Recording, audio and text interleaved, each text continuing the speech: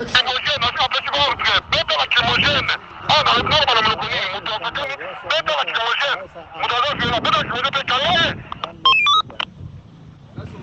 Mais autre égalité. Tout le monde continue autre égalité. La personne qui va au petit Cala, la Chine a lobby, Yangon a lobby sous. Bête lacrymogène. Dégage le bateau.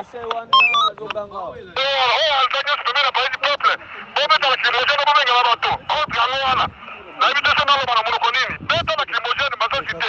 Bon, venir à la bateau, c'est pas tout point de ce qu'on voit. Permet d'appareil du peuple. Bon, bête lacrymogène, pas tout le monde. On est sur la Nangaï, ma commandant, la place Zinga appareil du peuple. Bon, bête lacrymogène, bon, venir à la bateau. Là, on est là-bas, c'est Carabino.